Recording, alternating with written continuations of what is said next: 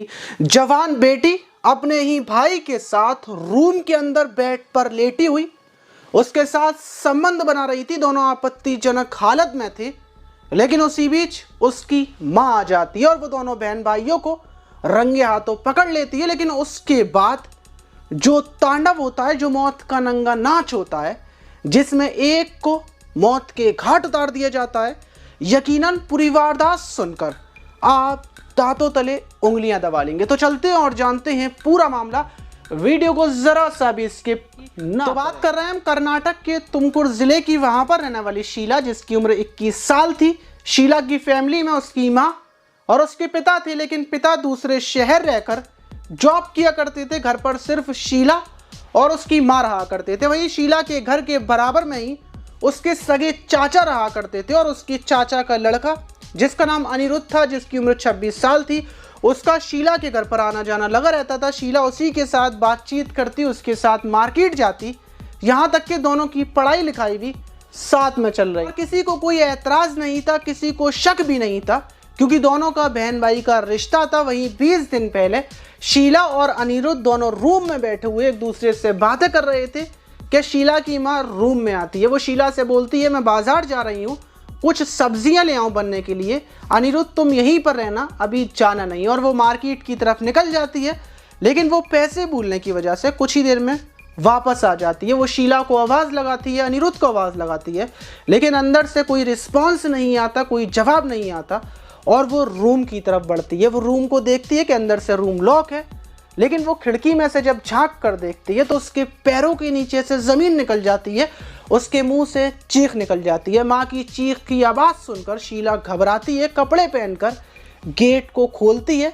माँ शीला के ऊपर टूट पड़ती है, वो उसको मारती है। अनिरुद्ध वहाँ से डायरेक्टली भाग जाता है और शीला की माँ उसको मारते हुए उससे पूछती है कि तुम्हारे अवैध संबंध अपने चचेरे भाई से ही कब से चल रहे हैं, या फिर ये फर्स्ट टाइम था, पहली बार था? तो शीला बताती है कि उसके भाई के साथ उसके अवैध संबंध 1 साल पहले से चल रहे हैं। वो उससे बहुत ज़्यादा प्यार करती है और वो उसके साथ शादी भी करेगी। तो शीला की माँ बोलती है कि आज के बाद तुम उससे कोई बात नहीं करोगी। अगर तुम बातचीत करती हो, मैसेज करती हो या कॉल पर बात करती हो, तो मैं ये बात तुम्हारे पापा को बता दूंगी और सब लोगों को ये बात बता दूंगी, जिसके बाद अच्छा नहीं होगा, अनिरुद्ध को जेल हो जाएगी और हमारी बहुत ज़्यादा बदनामी भी होगी। तो आज के बाद तुम ऐसा कोई काम नहीं करना।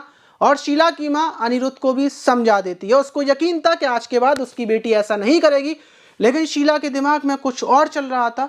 वो अनिरुद्ध को फ़ोन लगाती है और उसके साथ मिलकर एक प्लानिंग तैयार करती है। दोनों की प्लानिंग हो जाती है और 13 फरवरी को शीला प्लानिंग के तहत अपने घर का गेट खोलकर अनिरुद्ध को घर पर बुलाती है और बेटी अपने प्रेमी, अपने भाई के साथ मिलकर अपनी माँ के रूम में पहुँचती है। उसकी माँ सो रही थी और दोनों उसके गले पर टूट पड़ते हैं, उसके गले को कसकर दबा लेते हैं।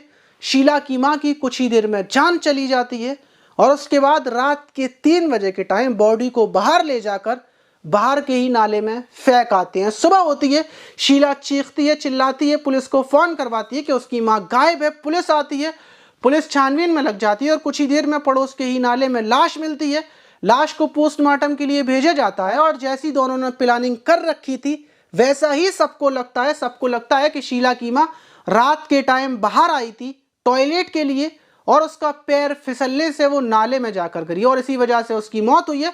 लेकिन दूसरे ही दिन जब पोस्टमार्टम रिपोर्ट आती है तो पता चलता है कि गला दबाकर हत्या की गई है और पुलिस छानबीन में लग जाती है। जब शीला से पूछताछ की जाती है तो वो घबरा जाती है और वो अपना गुनाह, अपना जुर्म कबूल कर लेती है। पुलिस शीला और उसके प्रेमी भाई को दोनों को उठाकर जेल भेज देती है। अब दोनों जेल में रहेंगे।